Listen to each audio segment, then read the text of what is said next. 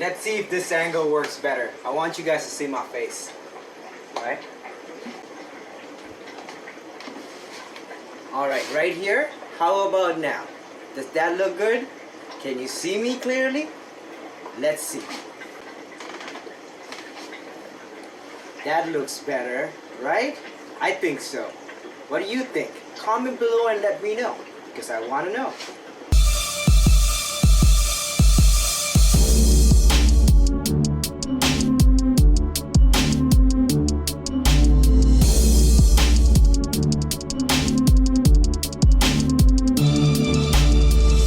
Produced by Mali. So these are not beginner level fish or even the first 5 years of fish keeping. You'd have to keep tanks for 5-10 years before you start getting into these types of fish.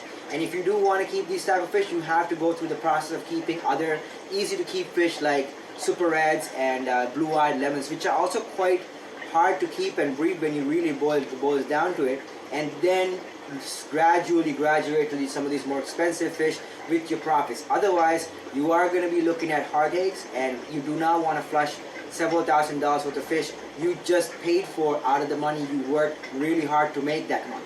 What is going on, world? Welcome back to Aqua Malik. So this is going to be a really cool video because this is something I've been thinking about for my personal self as well, which is, am I lucky or am I talented? I get this quite a bit from various different people when they see me successful with breeding Plecos. They always say, oh my god, you are so lucky, congratulations. I got that from like 100 different people when my sebs bred a few months back. And when I've been posting the last clutch I had, people messaged me so many times, say, you're so lucky, you're so lucky. Then sometimes when they see like a tank full of like 100 fry of the same type of Plecos, they'll say, oh my god, you're so talented. So I just want to know, am I lucky or am I talented? And I think it's 50-50 right now. I'm also quite lucky to be where I am, and I'm lucky to have the knowledge that I've accumulated over time. But I think the talent aspect comes from being able to recreate your success. So if you have a group of fish and you have them in your tank and they're bred once a year or once in a while and you had a little bit of success, then you are successful because of luck, essentially. Me and Dr. Thomas have been talking about this quite a bit, and we've come to this conclusion where some people are quite lucky, you know, when it comes down to it. Like, for example, myself, I am quite lucky to have the type of water that I have. I don't have to do much with my water. All I have to do is add a few almond leaves or oak leaves, and my water goes down to the perfect pH and KH for all my sebs to breed and all my other hype ancestors to breed, and pretty much all my catfish are going gangbusters, right? And my goal for 2021 is to produce at least 1,500 Pleco fry for 2021. I have 15 different species, so 100 from each species minimum. So that's my goal, and hopefully I can make that happen. And we're off to a good start. I have a couple of clutches of Zebra eggs and fry. I have a clutch of L471 eggs that are actually hatched right now, and they're in a cave. I have a clutch of L199s in a cave with the male guarding them. I have a clutch of L471s. Also L340s that hatched a few days ago, so they're doing great. And I have my L134s getting ready to breed. I have my Porter de Moss hype ancestors getting ready to breed. I have my Rhino Carrier L010A red lizard catfish that are breeding right now. I'm expecting some clutches from them soon. Also, all my other corridors are breeding, which we'll look at in other videos. But for the purpose of this video, I want to actually make 1,500 Plecos, so loricariids, in 2021. That's my goal. So can I make it happen? You'll find out if you subscribe and come along this journey. But yeah, aside from that little shameless self-plug, basically, I've been thinking about this quite a bit. You know, there's a lot of people that go on YouTube and Facebook and social media and even at fish club meetings, and they claim to be master breeders. I don't like to call myself a master breeder, simply because that title is so misleading.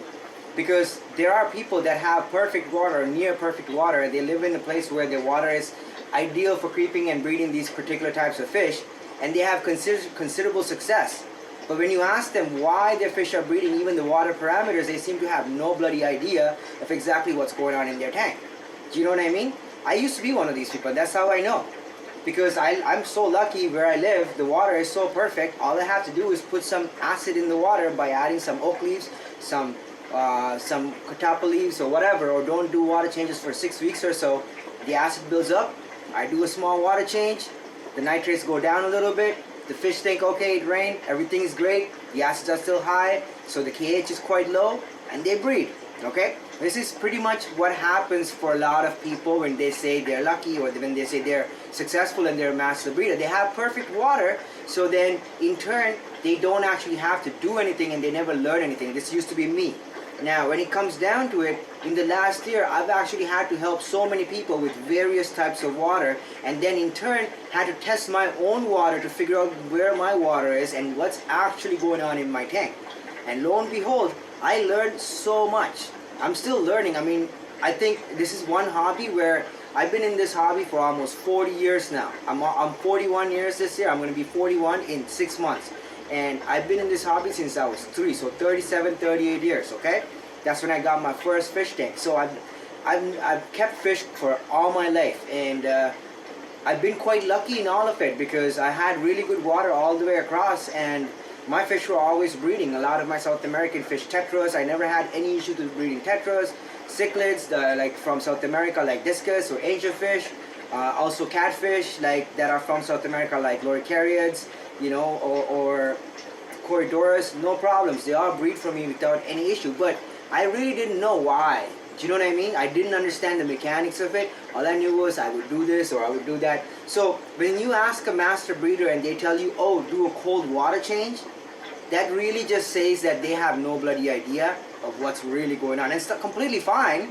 You can call yourself whatever you want, master breeder or master veterinarian or master plumber or whatever you want. But if you can't actually explain to another person how to set up a faucet, then you're not master of anything, you know, or whatever. That's basically what I realized. And now coming on to 2021, I've learned quite a bit about keeping and breeding these fish. And basically there's 2 things that I would want to say about this. Is that one, yes, there are people that are quite successful because they're quite lucky.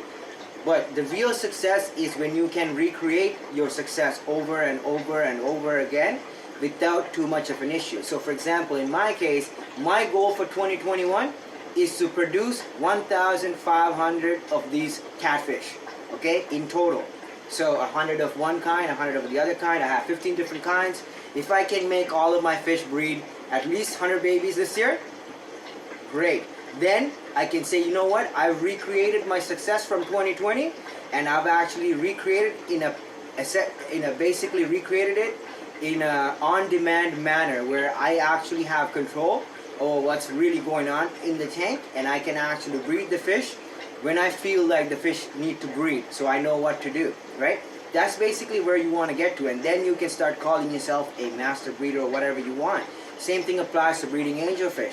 Like, I mean, I produced like probably 12,000 angelfish in 2020.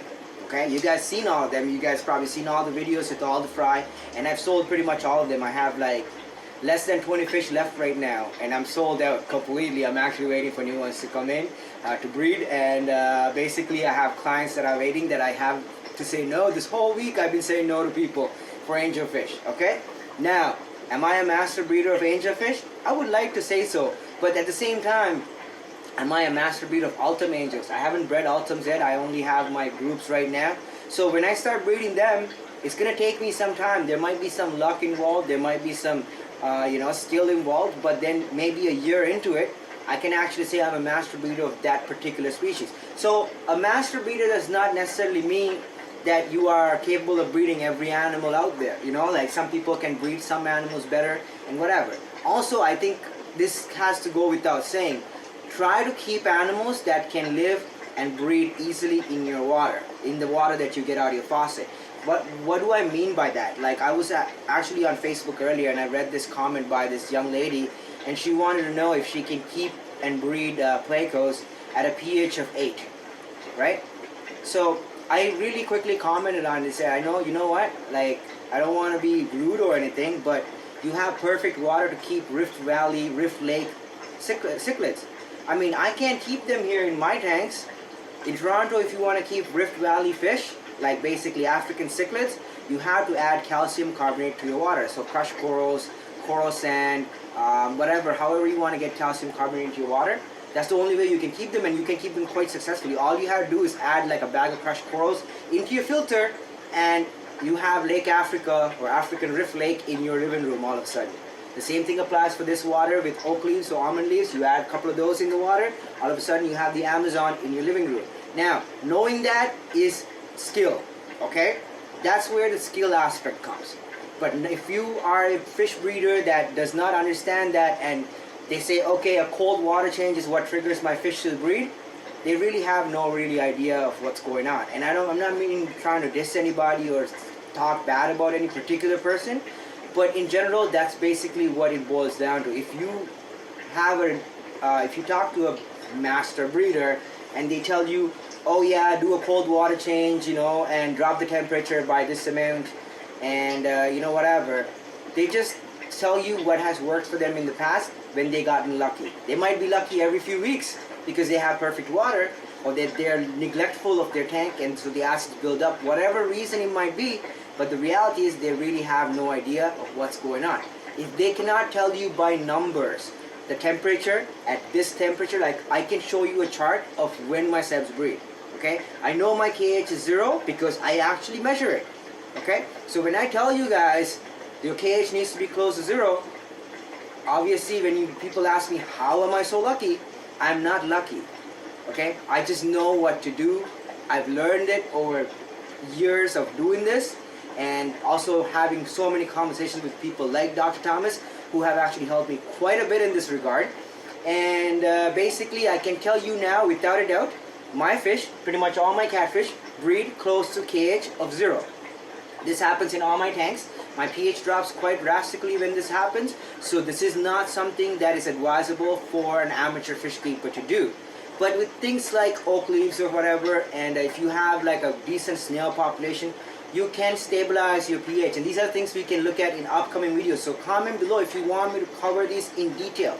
But for the purpose of this video, luck versus skill, that is the skill aspect. Now, anytime you guys ask me, I don't think I've ever told you to do a cold water change to get your fish to breed. Okay? Now, that does work. Cold water changes work. But why does it work? Like, I want to know why. This is where I mean by luck versus skill. A person that tells you, yeah, doing a cold water change, my fish breed like mad. They're lucky. They're lucky because their water is perfect, their tank conditions are perfect, it's a mature tank, it has a decent amount of acids in it, and when they change water, they take out some nitrates, they simulate a rain event. The cold water basically simulates a rain event, especially if they're using rainwater or RO or low mineralized water like what I have, which has like 160 parts per million with very little calcium carbonate. Then yeah, totally fine. You know, when you do a cold water change, your fish breed. But why does that happen? They have no idea. Okay, they cannot tell you you need to have a specific pH, you need to have this, you need to have that. Now, I don't know if you guys seen my video with John the Discus Man. Jan is a master breeder of discus fish, and I really, he actually subscribed to my channel. I know he's watching, and he's somebody I really look up to. He's been in the hobby for a lot longer than I have, and he's been quite successful with breeding discus. Now, these are people that are well educated in this regard of the hobby. If you watch the video with him, I will put a link to it up here. I have an entire video of his 2 fish rooms and his main display tank. But if you watch his video where he talks about breeding discus, he will tell you exactly why he has success. Okay? Discus eggs do not hatch above 7.0 pH properly. It has something to do with osmosis. The discus eggshell or the membrane is an osmotic membrane, and when the pH is above a certain amount, when there's too much salt or too much hardness in the water, the eggs get dried up. Okay? Because it takes out all the water from inside the egg to outside or whatever. Or if, you know, this is why you cannot breed discus at like 7.8 pH or whatever it is. People tell you, oh yeah, my discus breed at 8 pH, but they don't actually check their tank because they don't know how much acid has built up over the time that they've had the tank established. If the tank has been established for 6 months or a year, their tank is definitely a lot acidic than they would imagine it to be, because there's organics building up in the tank every single day, and the acid content keeps going up and the calcium carbonate content always keeps going down. So unless they're dosing calcium carbonate every single day and trying to balance it out, and they're checking their pH religiously and they're checking their KH religiously, chances are they have no idea what their pH is. This is why I don't give too much credit to people that say, oh, my fish breed at this pH, my fish breed at this pH, so I don't know what you're talking about. The reality is, these South American animals come from acidic or near neutral water. They do not come from basic water. They do not live in the Rift Lake. So we have to really take that into consideration. And then when people try to tell you that their animals will breed in 8.0 pHs, whatever, I mean, I've been in this hobby for a very long time, and I've been keeping and breeding discus fish for a very long time. And I understand that this is not true. The same thing applies for Plecos too. I'm reluctant to say it, but I don't think a lot of these animals can breed in pHs of above 7.0. I usually have the most success with the pH of about 6.8 or a little bit lower. Sometimes a little bit higher, 6.9, 6.8, 6.7, they do breed. But the majority of the times when they are going gangbusters, I check my water, the pH is 6.4. I will put some readings from a basic measurement device that I use. I have a drip test that I use for pools. I use this particular type of test so it's easily accessible to anybody. Doesn't matter where you are in the world, you can get one of these pool test kits. It's like an Amazon brand, whatever, it has 250 strips.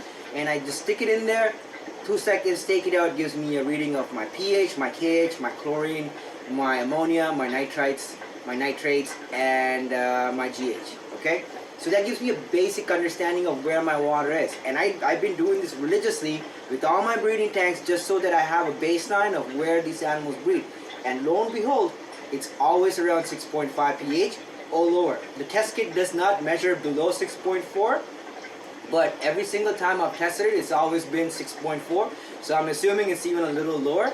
But my pH does not crash below 6.0 either, because I do have a heavy snail population in the tanks. They do buffer the water quite a bit. Now these are things that you learn over time. I've actually had pH crashes when I didn't have snails. I've had discus melt out of their gills because my pH went below 4. I've had corridors completely melt their skin off at pH of 4, you know what I mean? While some of my other corridors were spawning like crazy at pH of 4. So these are things you learn over time, and it is a learning curve. So I would not say you become educated in all this and become a master breeder overnight. So to actually do good with breeding, you would probably have to be doing it for a long time. There are people that have instant success because of luck or whatever, but realistically I would say most of the animals you see in my fish room, you would probably be getting after being in the hobby for at least 10 years. And also breeding these animals is quite good because they are quite expensive, and it's quite difficult to maintain this level of hobby if you do not have income coming in from the hobby. So like, it's a lot of times these things go hand in hand. That's why I make a lot of these breeding for profit videos. I know a lot of people want to know why I talk about breeding for profit so much, but because if you are going to keep these types of fish, for example, my group of L46, the group that I have that's in front of me right now, it costed me over $5,000–6,000. It's 14 fish, Now imagine if I had to take $6,000 out of my bank account, which I work a 9-to-5 job for, and put $6,000 out of that into a tank like this with fish that might not even make it for a week. Okay. So to do that, it's not quite feasible. Actually, when I first got Plecos about 3 years ago, I took 2 bank loans out. I took $1,800 and a $1,400 bank loan out of my line of credit to buy Plecos. If my fish died, I would still be in debt to the bank to pay it off. So these are things that you have to really pay attention to, and don't spend your money on these types of fish unless you actually have a lot of disposable income that you don't care about.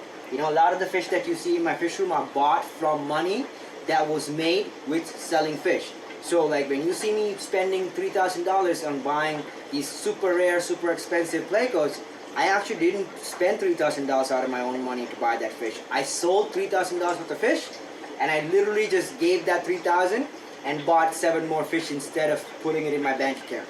Do you know what I mean?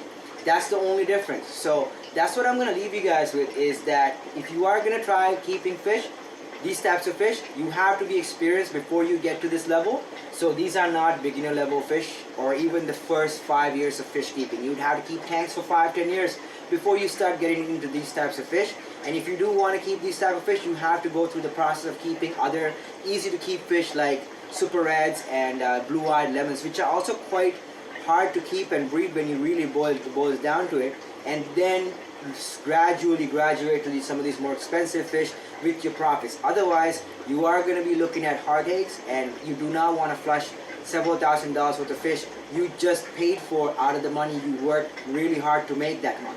Okay, so that's something I'm going to leave you with. And if you guys have any further questions, please comment below and subscribe and stay tuned, because I'm going to make a lot of these videos in the coming weeks and months, and a lot more zebra Plecos stuff, as well as a lot more Plecos stuff in general. And we have a gallery update tour thing that I need to do for you guys, so that's going to come out soon. I'm just setting everything back up properly, and pretty happy with things where they are. I just need to rearrange my room a little bit better. There's a few more tanks that need to come in and stuff. But this all happened, and when this happened, I will do an update probably by early February, hopefully. So you guys can check that out. So stay tuned for that, subscribe, and if you haven't checked out the last video about the high ancestor zebra fry, highly recommend checking that out. Day 1 to 10, and day 20 to day 30, or day 10 to 20 and 20 to 30 are coming up next. So stay tuned for that, and as always, I'll see you on the next video. I love you all. God bless you all.